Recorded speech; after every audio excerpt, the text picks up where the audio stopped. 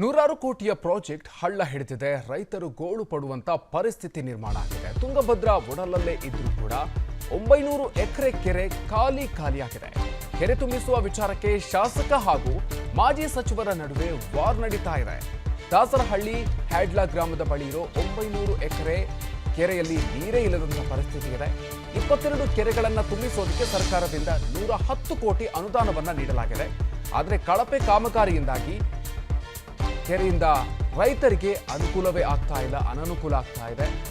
ಮಾಜಿ ಸಚಿವ ಪರಮೇಶ್ವರ್ ನಾಯ್ಕ್ ಅವಧಿಯಲ್ಲಿ ಕಳಪೆ ಕಾಮಗಾರಿಯನ್ನು ಮಾಡಲಾಗಿತ್ತು. ಒಂದೇ ಒಂದು ಕೆರೆಗೂ ಕೂಡ ನೀರನ್ನು ತುಂಬುವಂತಹ ಪರಿಸ್ಥಿತಿ ಇಲ್ಲ. ಹೀಗಾಗಿ ಕೋಟಿ ಹಣ ಇಲ್ಲಿ ಗುಳುಮಾಗಿದೆ ಅಂತ ಆರೋಪಗಳು ಕೇಳಿ ಬರ್ತಾ ಇದೆ. ನೀರು ಸಪ್ಲೈ ವೇಳೆ ಅಲ್ಲಲ್ಲಿ ಕಟ್ಟಾಗಿದೆ, ಪೈಪ್ಲೈನ್ಗಳು ಜಾಯಿಂಟ್ಗಳು ಕೂಡ ಕಟ್ಟಾಗಿದೆ. ಇನ್ನು ಪಿಟಿ ಪರಮೇಶ್ವರ್ ಕಾಮಗಾರಿಗೆ ಸಂಬಂಧಪಟ್ಟಂತೆ ದಾಸನಳ ಹ್ಯಾಡ್ಲಿ ಗ್ರಾಮಸ್ಥರು ಆಕ್ರೋಶವನ್ನು ವ್ಯಕ್ತಪಡಿಸಿದ್ದಾರೆ.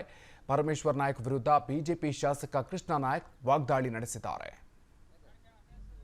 ಟೋಟಲ್ ಆಗಿ ಪೈಪ್ಲೈನ್ ಮಾಡ್ಯಾರ ಸರ್. ದೊಡ್ಡ ಅಮೌಂಟ್ಗೆ ಟೆಂಡರ್ ಆಗಿತ್ತು. ಅದು 49 ಕೋಟಿಗೆ ಆಗಿತ್ತು ಸರ್ ಟೆಂಡರ್. ನಮಗೆ ಮತ್ತು ಹ್ಯಾಡ್ಲ ಕೆರೆಗೆ ಆಗಿತ್ತು ಸರ್. ಅದು 2 ಕೆರೆದನ್ನು 3 ಕೆರೆಗೆ ಮಾಡಿದ್ರು. ಪೈಪ್ ಮಾತ್ರ ಏನೈತಲ್ಲ ಸರ್, ಅಷ್ಟು ಕಳಪೆ ಪೈಪ್ ಹಾಕಿದಾರ. ಒಂದು ಯಾವುದೂ ಇಲ್ಲ. 24 ಅವರ್ಸ್ ಒಂದು ದಿನ ಮೋಟರ್ ಚಲೋ ಇಲ್ಲ ಸರ್. ಒಂದು 6 to 7 hours ಚಲೋ ಮಾಡಿದ್ನಪ್ಪ ಒಂದು ಪೈಪ್ ಎಲ್ಲಿ ಬೇಕಲ್ಲೇ ಹೊಡಿತೈತ್ರಿ. 3-4 ಕೆರೆಯಾಗ ನೀರು ಗುಬ್ಬಿ ಕುಡಿಯೋಕ್ಕೂ ನೀರಿಲ್ಲ.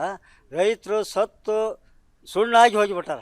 ಹಾಗಾಗಿ ನಾವು ಭಾಳ ಮಂದಿ ಎಲ್ಲ ಇಲ್ಲಿ ಗ್ರಾಮಸ್ಥರು ಸೇರಿ DC-ಗೊಂದು, ತಹಸೀಲ್ದಾರ್ ಆಫೀಸ್ಗೊಂದು, ಪೊಲೀಸ್ ಸ್ಟೇಷನ್ಗೊಂದು ಅರ್ಜಿ ಕೊಟ್ಟು ಅದು 105 ಕೋಟಿ ರೂಪಾಯಿ ಯೋಜನೆ.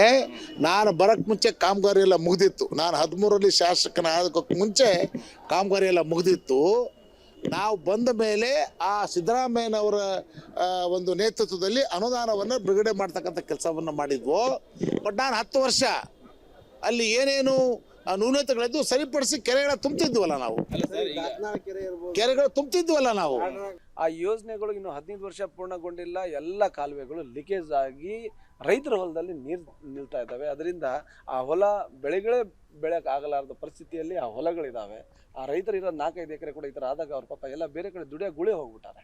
ಈ ಕಾಲುವೆಗಳ ಪರಿಸ್ಥಿತಿ 15 ವರ್ಷ ಆದರೂ ಸರ್ಕಾರದಿಂದ ₹1 ಇಲ್ಲಿವರೆಗೂ ಕೂಡ ಅನುದಾನ ಬಂದಿಲ್ಲ ಅದನ್ನು ನಿರ್ವಹಣೆ ಮಾಡೋಕ್ಕೆ. ಮೀಟಿಂಗ್ ಮಾಡಿದಾಗ ನೂರಾರು ಕೋಟಿಯ ಪ್ರಾಜೆಕ್ಟ್ ಹಳ್ಳ ಹಿಡಿದಿದೆ. ರೈತರು ಗೋಳು ಪಡುವಂತ ಪರಿಸ್ಥಿತಿ ನಿರ್ಮಾಣ ಆಗಿದೆ. ತುಂಗಭದ್ರಾ ಒಡಲಲ್ಲೇ ಇದ್ರೂ ಕೂಡ 900 ಎಕರೆ ಕೆರೆ ಖಾಲಿಯಾಗಿದೆ. ಕೆರೆ ತುಂಬಿಸುವ ವಿಚಾರಕ್ಕೆ ಶಾಸಕ ಹಾಗೂ ಮಾಜಿ ಸಚಿವರ ನಡುವೆ ವಾರ್ ನಡೀತಾ ಇದೆ.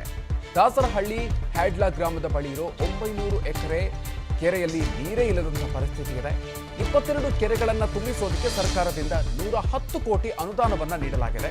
ಆದರೆ ಕಳಪೆ ಕಾಮಗಾರಿಯಿಂದಾಗಿ ಕೆರೆಯಿಂದ ರೈತರಿಗೆ ಅನುಕೂಲವೇ ಆಗ್ತಾ ಇಲ್ಲ, ಅನನುಕೂಲ ಆಗ್ತಾ ಇದೆ. ಮಾಜಿ ಸಚಿವ ಪರಮೇಶ್ವರ್ ನಾಯ್ಕ್ ಅವಧಿಯಲ್ಲಿ ಕಳಪೆ ಕಾಮಗಾರಿಯನ್ನು ಮಾಡಲಾಗಿತ್ತು. ಒಂದೇ ಒಂದು ಕೆರೆಗೂ ಕೂಡ ನೀರನ್ನು ತುಂಬುವಂತಹ ಪರಿಸ್ಥಿತಿ ಇಲ್ಲ. ಹೀಗಾಗಿ ಕೋಟಿ ಹಣ ಇಲ್ಲಿ ಗುಳುಮಾಗಿದೆ ಅಂತ ಆರೋಪಗಳು ಕೇಳಿ ಬರ್ತಾ ಇದೆ. ನೀರು ಸಪ್ಲೈ ವೇಳೆ ಅಲ್ಲಲ್ಲಿ ಕಟ್ಟಾಗಿದೆ, ಪೈಪ್ಲೈನ್ಗಳು ಜಾಯಿಂಟ್ಗಳು ಕೂಡ ಕಟ್ಟಾಗಿದೆ. ಇನ್ನು ಪಿಟಿ ಪರಮೇಶ್ವರ್ ಕಾಮಗಾರಿಗೆ ಸಂಬಂಧಪಟ್ಟಂತೆ ದಾಸನಳ ಹ್ಯಾಡ್ಲಿ ಗ್ರಾಮಸ್ಥರು ಆಕ್ರೋಶವನ್ನು ವ್ಯಕ್ತಪಡಿಸಿದ್ದಾರೆ.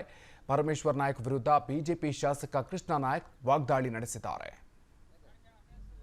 ಟೋಟಲ್ ಆಗಿ ಪೈಪ್ಲೈನ್ ಮಾಡ್ಯಾರ ಸರ್. ದೊಡ್ಡ ಅಮೌಂಟ್ಗೆ ಟೆಂಡರ್ ಆಗಿತ್ತು. ಅದು 49 ಕೋಟಿಗೆ ಆಗಿತ್ತು ಸರ್ ಟೆಂಡರ್. ನಮಗೆ ಮತ್ತು ಹ್ಯಾಡ್ಲ ಕೆರೆಗೆ ಆಗಿತ್ತು ಸರ್. ಅದು 2 ಕೆರೆದನ್ನು 3 ಕೆರೆಗೆ ಮಾಡಿದ್ರು. ಪೈಪ್ ಮಾತ್ರ ಏನೈತಲ್ಲ ಸರ್, ಅಷ್ಟು ಕಳಪೆ ಪೈಪ್ ಹಾಕಿದಾರ. ಒಂದು ಯಾವುದೂ ಇಲ್ಲ. 24 ಅವರ್ಸ್ ಒಂದು ದಿನ ಮೋಟರ್ ಚಲೋ ಇಲ್ಲ ಸರ್. ಒಂದು 6 to 7 hours ಚಲೋ ಮಾಡಿದ್ನಪ್ಪ ಒಂದು ಪೈಪ್ ಎಲ್ಲಿ ಬೇಕಲ್ಲೇ ಹೊಡಿತೈತ್ರಿ. 3-4 ಕೆರೆಯಾಗ ನೀರು ಗುಬ್ಬಿ ಕುಡಿಯೋಕ್ಕೂ ನೀರಿಲ್ಲ. ರೈತರು ಸತ್ತು ಸುಣ್ಣಾಗಿ ಹೋಗಿಬಿಟ್ಟಾರ. ಹಾಗಾಗಿ ನಾವು ಭಾಳ ಮಂದಿ ಎಲ್ಲ ಇಲ್ಲಿ ಗ್ರಾಮಸ್ಥರು ಸೇರಿ DC-ಗೊಂದು, ತಹಸೀಲ್ದಾರ್ ಆಫೀಸ್ಗೊಂದು, ಪೊಲೀಸ್ ಸ್ಟೇಷನ್ಗೊಂದು ಅರ್ಜಿ ಕೊಟ್ಟು ಅದು 105 ಕೋಟಿ ರೂಪಾಯಿ ಯೋಜನೆ. ನಾನು ಬರಕ್ಕೆ ಮುಂಚೆ ಕಾಮಗಾರಿ ಎಲ್ಲ ಮುಗಿದಿತ್ತು. ನಾನು 13ರಲ್ಲಿ ಶಾಸಕನಾಗೋಕ್ಕೆ ಮುಂಚೆ ಕಾಮಗಾರಿ ಎಲ್ಲ ಮುಗಿದಿತ್ತು. ನಾವು ಬಂದ ಮೇಲೆ ಆ ಸಿದ್ದರಾಮಯ್ಯನವರ ಒಂದು ನೇತೃತ್ವದಲ್ಲಿ ಅನುದಾನವನ್ನು ಬಿಡುಗಡೆ ಮಾಡ್ತಕ್ಕಂಥ ಕೆಲಸವನ್ನು ಮಾಡಿದ್ವು. ಬಟ್ ನಾನು 10 ವರ್ಷ ಅಲ್ಲಿ ಏನೇನು ನ್ಯೂನತೆಗಳಿದ್ದು ಸರಿಪಡಿಸಿ ಕೆರೆಗಳ ತುಂಬ್ತಿದ್ವಲ್ಲ ನಾವು, ಕೆರೆಗಳು ತುಂಬ್ತಿದ್ವಲ್ಲ ನಾವು. ಆ ಯೋಜನೆಗಳು ಇನ್ನು 15 ವರ್ಷ ಪೂರ್ಣಗೊಂಡಿಲ್ಲ. ಎಲ್ಲ ಕಾಲುವೆಗಳು ಲೀಕೇಜ್ ಆಗಿ ರೈತರ ಹೊಲದಲ್ಲಿ ನೀರು ನಿಲ್ತಾ ಇದ್ದಾವೆ. ಅದರಿಂದ ಆ ಹೊಲ ಬೆಳೆಯಕ್ಕೆ ಆಗಲಾರದ ಪರಿಸ್ಥಿತಿಯಲ್ಲಿ ಆ ಹೊಲಗಳಿದ್ದಾವೆ. ಆ ರೈತರು ಇರೋ 4-5 ಎಕರೆ ಕೂಡ ಈ ಥರ ಆದಾಗ ಅವ್ರ ಪಾಪ ಎಲ್ಲ ಬೇರೆ ಕಡೆ ಗುಳೆ ಹೋಗ್ಬಿಟ್ಟಾರೆ. ಈ ಕಾಲುವೆಗಳ ಪರಿಸ್ಥಿತಿ 15 ವರ್ಷ ಆದರೂ ಸರ್ಕಾರದಿಂದ ₹1 ಇಲ್ಲಿವರೆಗೂ ಕೂಡ ಅನುದಾನ ಬಂದಿಲ್ಲ ಅದನ್ನು ನಿರ್ವಹಣೆ ಮಾಡೋಕ್ಕೆ. ಮೀಟಿಂಗ್ ಮಾಡಿದಾಗ ಅನುಕ್ಷಣದ ಸುದ್ದಿಗಳಿಗಾಗಿ ವಿಸ್ತಾರ ನ್ಯೂಸ್ ಯೂಟ್ಯೂಬ್ ಚಾನೆಲ್ ಸಬ್ಸ್ಕ್ರೈಬ್ ಮಾಡಿ. ಹೊಸ ಸುದ್ದಿಗಳ ನೋಟಿಫಿಕೇಶನ್ಗಾಗಿ ಬೆಲ್ ಐಕಾನ್ ಕ್ಲಿಕ್ ಮಾಡಿ. ಲೇಟೆಸ್ಟ್ ಅಪ್ಡೇಟ್ಸ್ಗಾಗಿ www.vistaranews.com ವೆಬ್ಸೈಟ್ಗೆ ವಿಸಿಟ್ ಮಾಡಿ. ಅಂಗೈಯಲ್ಲೇ ಜಗತ್ತಿನ ಸುದ್ದಿ ತಿಳಿಯಲು ವಿಸ್ತಾರ ನ್ಯೂಸ್ ಕನ್ನಡ ಆಪ್ ಡೌನ್ಲೋಡ್ ಮಾಡಿ.